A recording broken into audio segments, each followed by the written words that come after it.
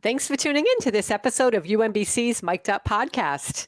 Today, we're going to be talking with Kiaron Bailey. She is a recent graduate from 2021 of UMBC's Community Leadership Graduate Program.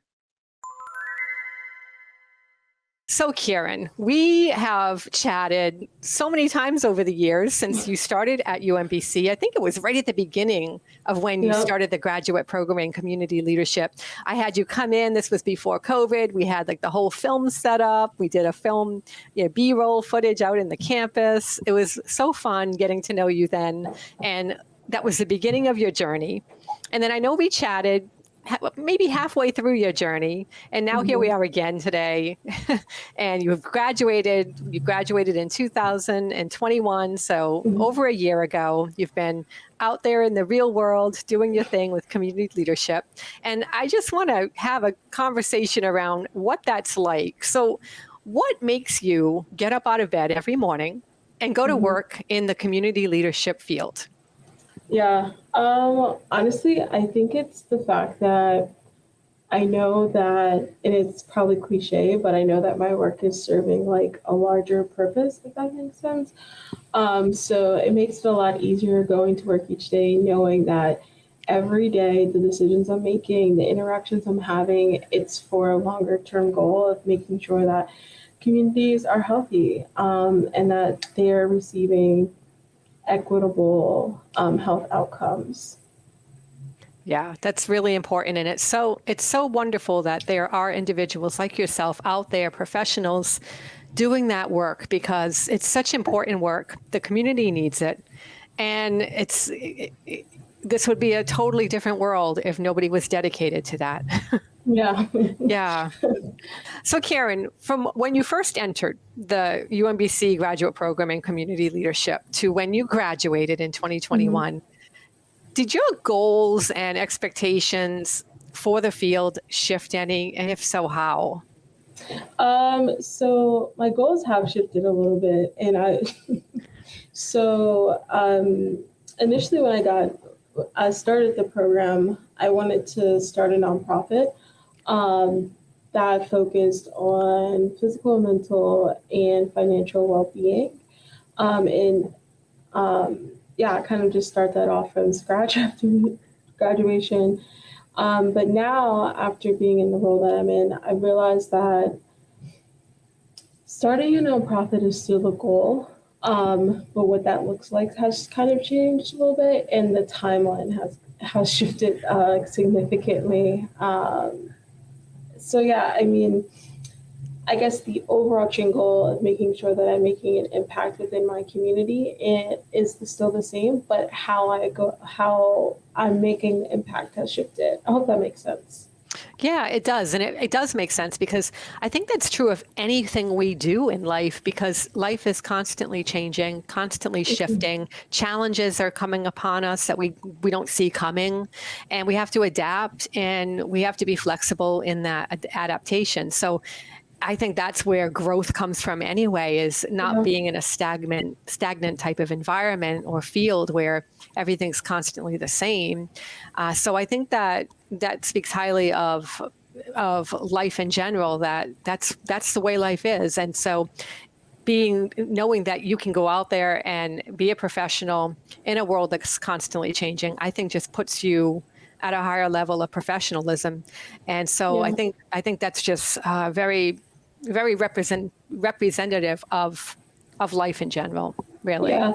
And I think, if I'm being honest, the shift kind of came from my experience within the community leadership program, and truly just from conversations that I had with classmates and the different courses I was taking. I think that really helped shape and mold what my new direction is going to be. I'm super grateful for that experience. Well, let's talk about what your current role is. What are you doing currently? And maybe we can talk a little bit about where you see yourself going with that. Yeah, so currently I'm the operations manager for Morgan Center for Urban Health Equity. Sorry, it's a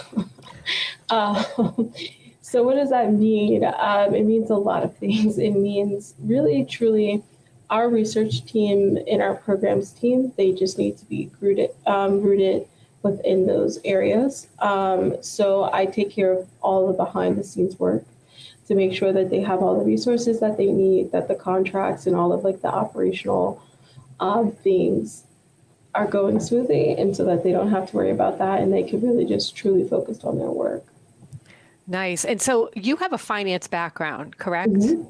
And so Yeah. this kind of ties into that a little bit. Do you use that background a lot significantly in this role? I wouldn't say I use it a lot. I do have budgetary aspects, so that kind of falls within the finance realm. And a lot of my role is truly just the skills that I use are truly like byproducts that I learned from being in a finance role. And then also really truly things that I learned from the community leadership program as well, simply because there are aspects that I would have never touched within the finance world that I learned as far as it goes, as far as like research is concerned and the courses work that we had to take about methods. And I'm able to have conversations with faculty about certain things, at least entry level, not, it's not really my field or my thing, but we can at least have those, those entry level conversations so I can understand how to better serve them. And then also just a lot of the learnings from the actual community leadership courses. So they're heavily focused on Baltimore City. And my work now, or my center focuses on, or the center that I work at focuses on Baltimore City too. So there's a lot of connections. There's a lot of lessons from those community leadership courses that I use pretty regularly, I will say. A lot more than what I thought I was going to use them. So that's always nice. It's really nice when you can take something that you learn in a classroom and apply it to everyday life. Yeah, that's the whole, to me, that's the whole point of graduate work. I know I'm in a graduate program right now at UMBC, and that is, if that aspect was not something that was included in graduate work, I don't think I'd be as interested in it. I would want to be able to make sure that what I am learning, I'm actually applying, because otherwise I'm not going to remember anything. And I think the average person would say the same thing. On average, most people, we need to be able to actually apply what we're learning, to actually reinforce it and make it part of our muscle memory. Yeah. Now, what does community leadership mean to you? How would you describe that to somebody who maybe doesn't even realize there's a need for community leadership out there? Yeah. Now that I'm kind of in a role that's more community facing, or at least in a position or a center that is, and I'm also back involved in all of my community volunteer projects, I'm realizing that community leadership is the foundation to healthy and thriving communities. And I say that because it's so important, even if it's just a neighborhood association, even if you think it's like a small scale, it's so important to make sure that your communities are healthy and they're getting the resources that they need. So I think it's one of those underlining things that people are kind of just doing naturally that they don't know that they're doing, but it's still community leadership, and it's still making sure that your community is healthy, it's thriving, and yeah, your family, your children, everyone's getting what they need. Mm-hmm. What do you think society would look like without community leaders? Yeah. That's a world I don't want to imagine. To me, I was thinking about it, and it's just so hard because the community leaders are the ones who are pushing us the next step forward, and it's not just your public silver leaders that you may think about, but it's our grandmas, it's our granddads, it's our aunties, our uncles, our cousins. It's so many different people. So I think it would look like not growth, right? Like you're still kind of just there stagnant. I think it doesn't look joyful. I mean, at least how I envision it in my head, it's not joyful, it's not happy. It's just a community that has been stuck in the status quo, if that makes sense. And yeah, it's not one that I think I would want to live in. You and me both. Yeah, it's kind of hard to envision because I couldn't even, like, when I was thinking about that question, I couldn't even envision a community that I've known of or I've been a part of that hasn't shifted or made changes. You know, not even those slow changes, but just changes. And it was hard. That was hard. Absolutely.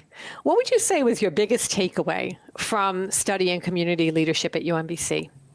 Yeah, that one's a lot easy. I think the thing that I learned the most is that while we are as experts at our own crafts, we are not experts inside of communities, especially the communities in which we live in. So it's important to listen to those communities that we're trying to help or we want to be a part of. It's important to be a student of those communities before trying to be a leader in them.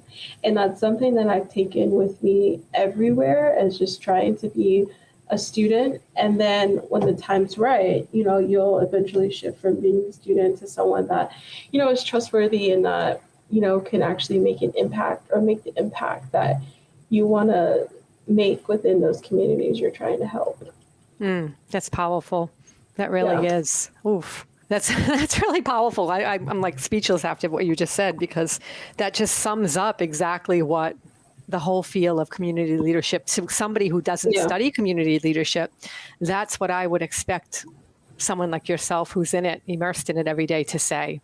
And but it's just hearing that it's really important that we have people out there keeping their finger on the pulse of what's happening in the community and bringing people like myself and others who may not be involved in their community out into the community to understand that they're important to it as well. And it takes a village. It's the involvement of so many individuals that come together to make a community strong, healthy, and sustainable. So, Kiaron, I want to thank you so much for being here with us today. This was really great having this conversation. It opened my eyes much more to community leadership. And I hope that the viewers, if you're watching this on YouTube or listening on a podcast, that you got the same equal, if not more, just knowledge and understanding of how important community leadership is to this world. So thank you so much for bringing your insights and sharing them here with us today. Thank you for having me, Denise. It was nice seeing you again. It was great seeing you too. Really great. Thanks for listening to this episode of UMBC's Mic'd Up. We hope that you enjoyed listening to it. If you want to learn more about UMBC's Community Leadership Graduate Program, visit leader.umbc.edu.